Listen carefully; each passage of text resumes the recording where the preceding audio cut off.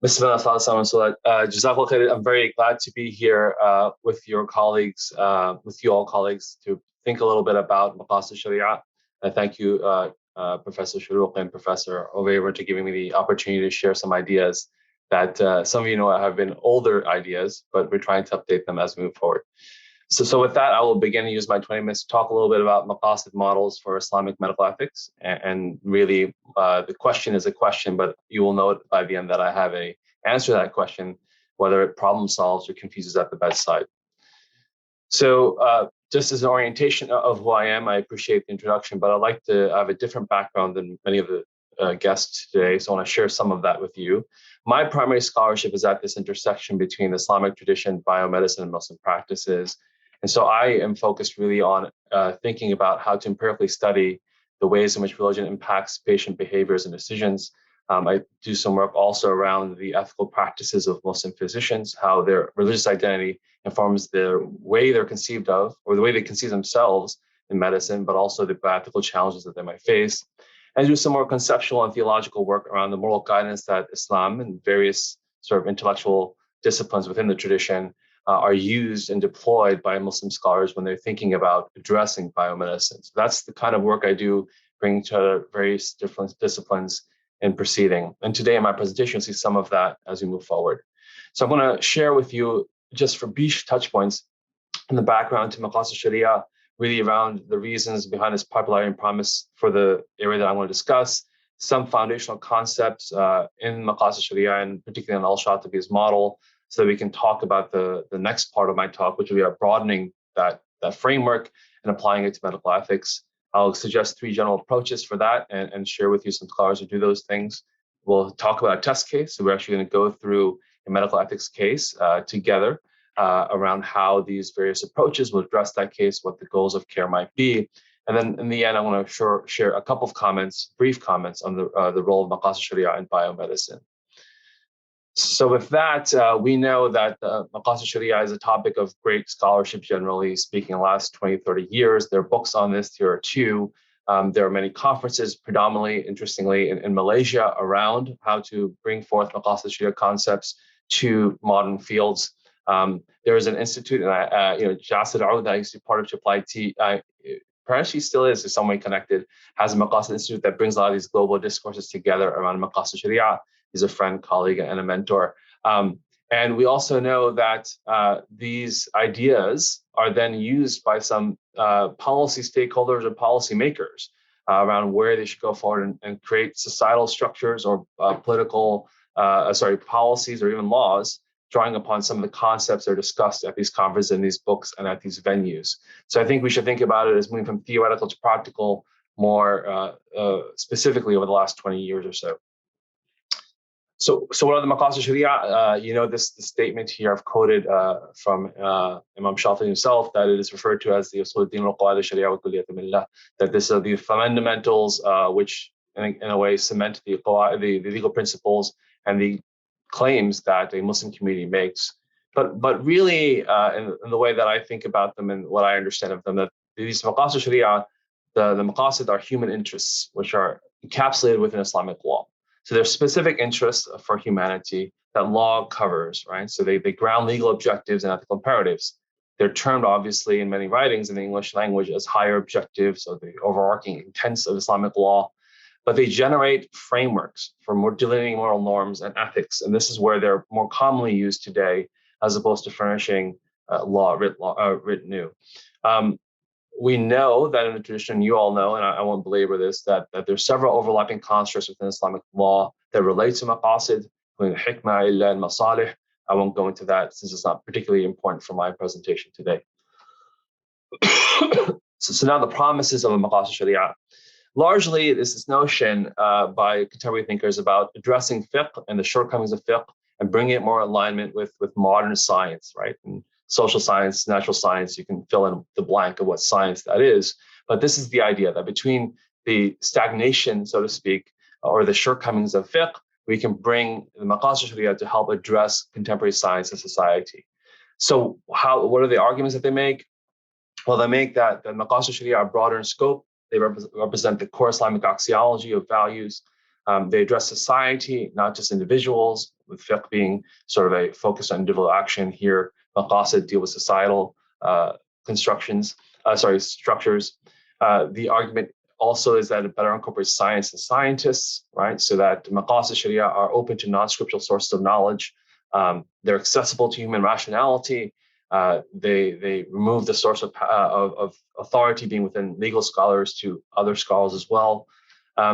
And that they're amenable to interfaith policy dialogues. Today, Muslim nation states, just heard, but Muslim political groups, we're all thinking about a plural interfaith discourse, right?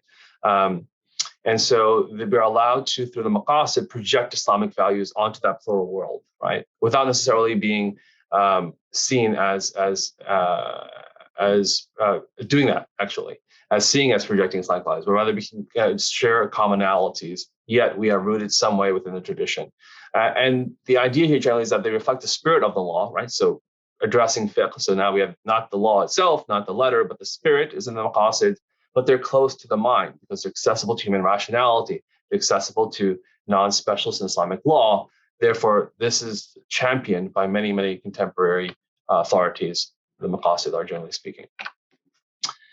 So as I mentioned, I want to share a little bit about Shafi'i's theory just so that we can get into the discussion about the extensions that scholars make. So we all know that the method of discernment that Shafi'i argues is an inductive reading of the Quran and Sunnah, which he then says is qat'i. And he starts off with thinking about the ahkam in the Makki Quran, then there are the specifics, then the many general values, and then he looks at the Sunnah. So he does this sort of inductive work to assert that this is a qat'i way to think about, or to assert that his theory has qat'i elements, right? Just what are those? Some of those are these categories. He argues that the three categories of daruri, haji, and tahsini, essential, necessary, enhancing, this division, these components of the Maqāṣid are qat'i based on his inductive reading. And then he also suggests that there's a hierarchy, with the language itself tells you there's a hierarchy, that the haji supplement the daruri, the necessary supplement the essential objectives, and the tahsini complement the haji. So this is his some aspects of his theory, as I said, will be important in a few slides. In his theory, we all know this. Everybody talks about these 5 essential core Maqāṣid, right? Being the hifz, the protection of deen, religion, nafs, human life, nasl, progeny, mal, material wealth, and the intellect, aql. And so there are other extension scholars have made. Some people have other thoughts about nasl and so on and so forth, but this is what al-Shafi'i encapsulates. And when he discusses the hierarchy, there is some debate, but it appears to be that he values the preservation of religion over the preservation of life, and then he leaves all the rest as secondary, right?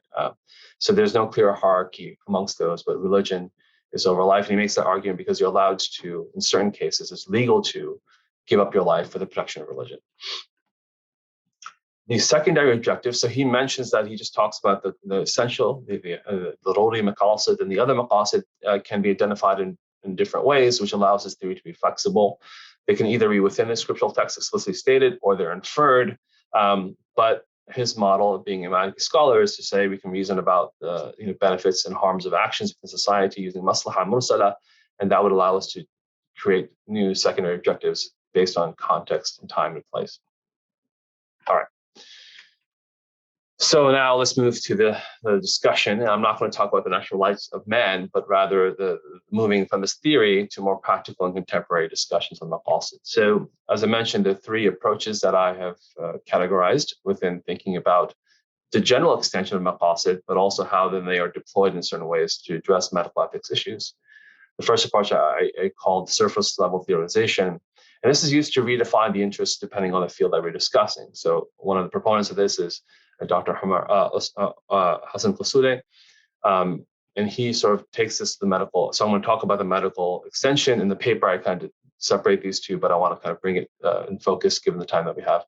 So his surface level theorization for religion related to medicine becomes that the protection of religion is all about helping people protect the idea they can perform worship and do good works. Life becomes redefined as health, so that's the protection of health. Progeny, protection of procreative capacity. Intellect becomes mental health, and however we define that. And then wealth becomes societal wealth. So this is redefining the interests vis-a-vis thinking about healthcare and what healthcare performs in society. And then in terms of the maqasid themselves, he asserts that in medical ethics, for a medical issue to be ethical, it must fulfill or not violate one of the more five purposes, meaning the five maqasid here.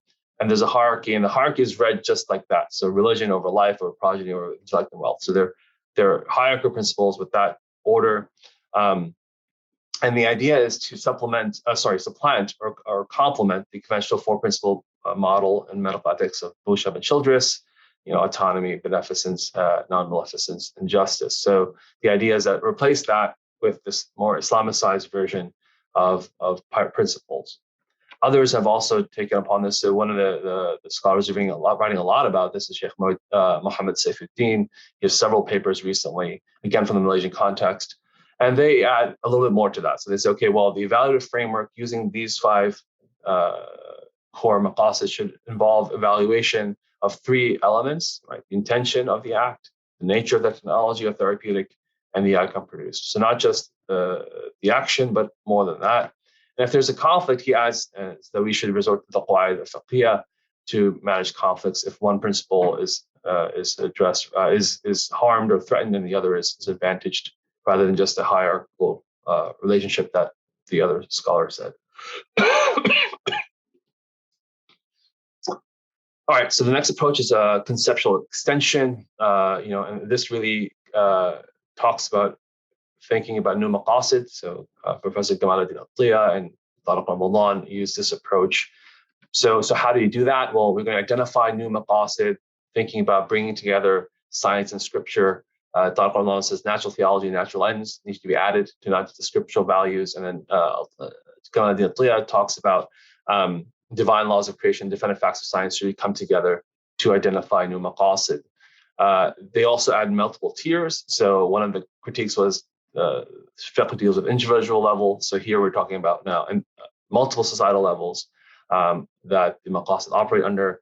And Professor Atiyah also talks about means. So not just the objective, but the wasa'il, the means by which we accomplish them.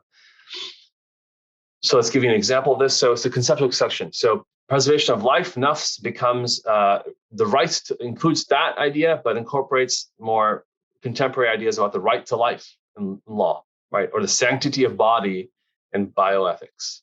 These concepts are now added upon the notion of preserving life. Talk about human dignity. This is added to the preservation of life. So these concepts came from somewhere else. They're now going to be part and parcel of what the protection of preservation of life means. Same thing with religion. Preservation of religion becomes now the conception, preserving the conception, Islamic conception of life and death. We'll get into what this means in a second, but it's a little bit ambiguous. But that's how he reconceives preservation of religion. And the way that this is used in medical ethics issues is then these maqasid, as you've newly identified them, they're operating at different levels, lead to moral duties, right? So more of a deontological framework. So this is, for example, from Tariq Ramadan's book, and you see here that he has this idea of global conception of life and death and maslahah. So he moves to, like, before you get to maqasid for a field, you have to have these larger concepts of what the Islamic moral theology, the Islamic moral universe will like, and that's really to preserve deen, but deen becomes life and death and maslahah. And as you move forward, you can think about different, or move down, you can think about different values that also have to be incorporated when you define the maqasid. Then you can get down to the specific fields, right? Like politics or science. So in any case, he's left it a little bit open. And as you can see, this is ambiguous purposely. He wanted to, when he was the director of Kyle, to bring many groups together to define the specific maqasid for each field. The third approach is text-based postulation, where the human interests, right, that the maqasid move around, encapsulate, are wedded to Shātibi's text. So that's the text here. Therefore, one needs to postulate, right, the visions of health and flourishing that are embedded and wedded within al-Shātibi's essential objectives. So the idea is that this master jurist had a notion of society, and when he is talking and using this lexicon of life, of deen, of nafs, there's a certain set, a history of values that within that society that he's discussing, not what we might think about today. And then these visions set the minimal end goals of the biomedical enterprise. So this is what becomes an obligation of Islamic law, just that minimal end goal based on that vision. When you bring it to medical ethics, and then the deliberation involves using science to add secondary objectives to the primary objectives that he's enumerated and discerning the means to accomplish them. And as I mentioned already, that your funnel is completed when you reach that minimal goal. Above that becomes something more. Okay, so now we're going to move to using a test case and thinking about these three approaches and how they give us some answers.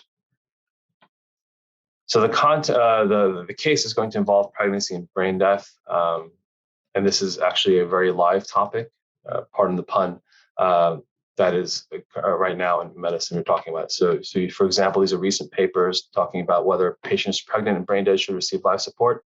In this case, the question is about life support to maintain gestation, but over the objection of an appointed surrogate. And you can see here that a brain dead pregnant woman, right, who was quite young, was kept alive for almost a third of a year to deliver a child via C-section. So these are things that we talk about presently in medical ethics discussions. So our case is a 19 weeks old, a pregnant female who's declared brain dead, who's at 19 weeks gestation. And just as a rule of thumb, since some of you might know the statistics, if you think about fetal viability, meaning will the child who is birthed leave the hospital alive, at 23 weeks of gestation, about a quarter of them will, depending on you have a conventional hospital system, right? So a developed nation here. Half at 24 weeks, about 75% at 25 weeks. This is just a rule of thumb. It varies by state and hospital system, but that's the idea here. So 19 weeks, you have almost nil fetal viability. And we know from the Islamic tradition, depending on how you want to, which scriptural texts you want to interrogate in the hermeneutical theory, ensoulment occurs at 40 or 120 days in fetal age. So that's the context of the case. The ethical question that I'm going to just here in the talk, and I have some more in the paper, are what are the appropriate goals of care based on these three approaches to medical ethics using Maqāṣid. So approach one, as I mentioned, is service level theorization, which becomes principalism. And the illicit act must preserve all the five Maqāṣid, which some argue, or privilege the higher ones, right, if there's conflict.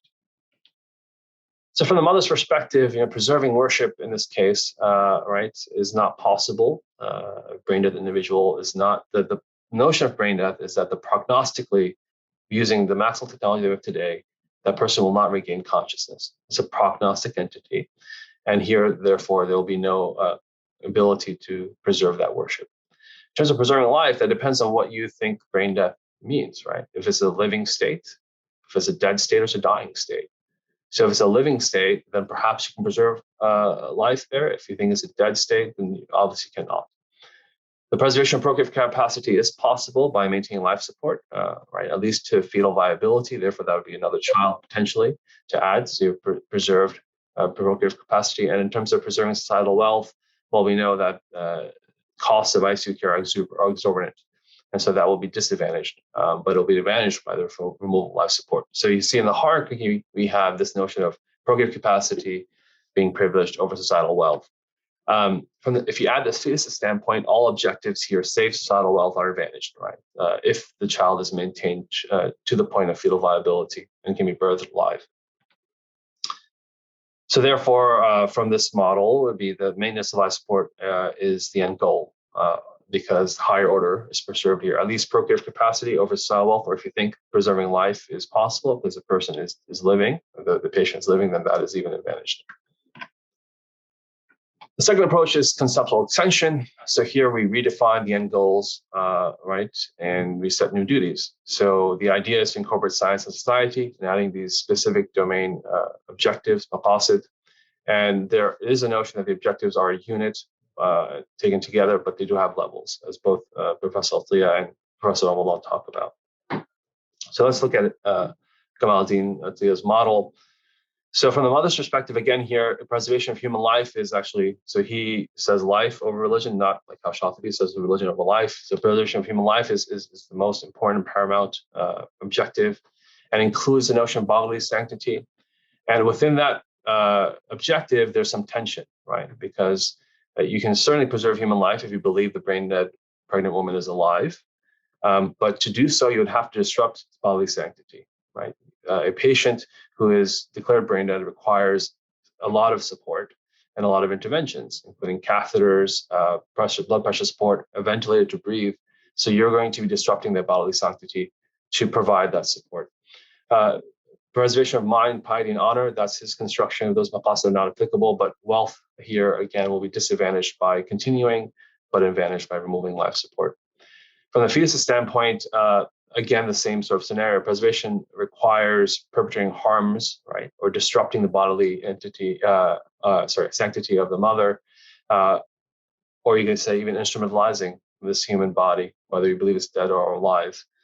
So that's how you proceed, or that's what you have to think about. So here the end goal is not necessarily clear, since the highest objective is preservation of human life. It has multiple components, and there is some tension between them. But caution might suggest you have to maintain the life on life support. And what's interesting here is, though this model, and I'll get back to this further in the future in a few slides, the idea is that social and natural science will be better incorporated by this model. Well, you don't get any additional guidance, right? Brain death is not simply a physiological entity. It's a construct in society, right? It means certain things. It has certain criteria. And neither science will tell you what that means. Science will certainly won't tell you what that means, and neither will scripts. So we'll move forward to talking about that perhaps in the Q&A. In Tariq al-Anan's model, we're stuck. Global conception, preserving the global conception of life and death is left unclear. We don't know whether this patient is dead or alive. And so you stop there, you're not able to go forward in his analysis. So in terms of the third approach, which is text-based postulation. So again, you have to explicate the moral vision related to al-Shatibi's model, which sets the moral obligation to actualize. The hierarchy amongst the maqasid is maintained. So from the mother's perspective here now, preservation of nafs, and preservation of nafs, if you read his text, this is the minimal obligation, right? The person should be nourished so they don't starve, should be clothed so they're not naked, should have procreative capacity, because without procreative capacity, humankind will no longer be able to sustain itself. And you should be protected from calamities that will strike you like an earthquake, otherwise you die. That is the conceptualization of the minimally of preservation of nafs. That's the minimal idea. Then biomedical science or social science will tell you how to achieve this, but that's the minimum obligation that Islamic law has for preserving life. From the fetus's standpoint, again, the same idea that all the objectives are predicated on maintaining the mother's life with maximum support, if you believe she's living. So, this is the wrong statement here. But again, here, I apologize for that. The idea is, again, that you might be able to argue for preserving the mother maintenance life support. So moving to some more of an analysis here of critical shortcomings, well, all approaches, these three, suggest that the moral vision is to maintain life support on the pregnant brain-dead mother, and that there are moral duties to do so, that we should either minimal or maximal duties to continue that. But practically, none of them, right, mention limits to the objective. This because in most of the constructions, preservation of life is perhaps second or the dominant, the overarching highest objective. There's no mention of limits, right, to this human action. So what does that mean at all times? So fiscal concerns, because they talk about material wealth or societal wealth, are secondary. But what's interesting here is that the legal status is non-persons. Neither the fetus nor the mother would be considered to be a person. Right? This is not engaged with. Right? You might think they have some value, but what does that mean? The fetus is not yet. If you're taking the 120, is not yet sold fully. There's some relationship and contingency. The mother is declared brain dead and jurisdictionalized. That's death. And I'll get to in a second. Muslim legal scholars have discussed that as a state where akin to legal death. A theological concern. So the argument is that Maqāṣid or al-Shari'ah, and when you do an ethical framework you draw an ethical framework based on it, reflects the spirit of the law. Well, my concern here is that what is the spirit of the law here? Is the mother's life less valuable? We're asking to maintain that, but can we think about there being a less valuable because of preservation of religion and worship? It's not possible. What theological response do we get from using the Maqāṣid in this sort of way? How is the spirit of the law incorporated into this deliberation model. The fiqhi tensions, so as I mentioned here, there's a near consensus view, and we can discuss this further in the Q&A or discussion, that life support can be withdrawn when certainty of recovery is not possible. Certainty is one notion, or when brain death is declared. The modern and contemporary juridical councils, as well as the classical jurists, don't consider medical care to be obligatory except for certain conditions. One of them is certainty of recovery. And then modern councils allow for brain death to be legal death. So this fiqhi notion is not at all reflected in the Maqāṣid medical frameworks that we're talking about, which would demand us continuing maintaining life support upon the mother with no constraint. The other idea here, these concepts which are found replete within medical ethics discussions by fuqaha about hurma and karama, inviolability and sanctity of the body, these give pause to interventions, right? They push back against this instrumental usage of the human body. Again, the Maqāṣid models here would suggest that's fine. Methodologically, I'll say that surface level theorization can fall prey to relativism. So if you redefine the human interests for each field differently, so we have now defined aql as mental health because we're in a healthcare context, and if we're defining aql as ahliya, for some other concern, then we're falling prey to not just relativism within the different fields that we're applying Maqāṣid deliberation to, but also across time and space. What does this notion of mental health mean today in the United States versus a pagan society in the middle of Africa? It means something different. So the interests become relativistic and don't give us some real grounding when we're thinking about forecasting forward the Islamic moral vision using the Maqāṣid. The conceptual extension approach, as I already indicated here, my concern is that the argument is that we can incorporate science. Do these really incorporate science or not, right? Social scientists tell us, we have scores of studies that would tell us that there are harms of loved ones being in the ICU. There's certain psychological stress upon the family, not just cost. There are people who get PTSD. There's further family dynamic issues. So social science tells us of these harms, right, which the Shari'ah would acknowledge, but they're not incorporated within this model. Right? How do we think about harms? Empirical science, as I just said, does not tell us whether a brain dead state is living or dying, right? Death is a construct in a sense. Yes, it has an ontological notion. I'm just saying that within the context of brain death, there is a construct in society. No answer. And then putting scripture and science on the same level really leads to questions about what's normative, particularly when you're claiming Islamic XYZ, right? From Wahi, Islamic XYZ, what's normative here? And then the third model, the sort of it has a challenge of being historic, right?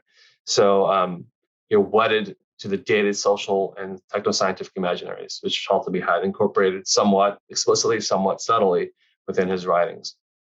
So now how you deal with that, with the fact that medicine and healthcare in that time is very different than it looks like today, right? Society was very different, right, than it looks like today. How would you move forward and incorporate a more, well, not say incorporate, but just address the contemporary realities around these concepts? So my final thoughts here, I think that Maqāṣid frameworks, right, have their place, but they can't suffice us for a holistic critique of modern medicine. When you think about Maqāṣid being bandied about in economics, as you heard, in political science and social science and other areas, and policy making, the idea is that we're going to rectify a problem that's occurring in society where Islam is not present or Islamic values are not there. I think if you want to apply it to modern medicine, you can't start with just Maqāṣid and medical ethics deliberation, right? Ethical questions arise in the context of a social structure. There are certain expectations that society sets up for what medicine should provide. And there's a history of ideas behind that, right? So brain death is acceptable because if you think about the human as a rational actor and rationality is lost and that human person is no longer a person, therefore the body, even though it might suffice, it's not considered to be housing that human person, therefore the person can be dead, right? There's a lineage and a logic of how these ideas become used to argue for certain entities like brain death. And just infusing Maqāṣid at medical ethics level will not, or whatever construction Maqāṣid you have, will not address that social structure, nor the history of ideas of it led to the question that we're being faced with.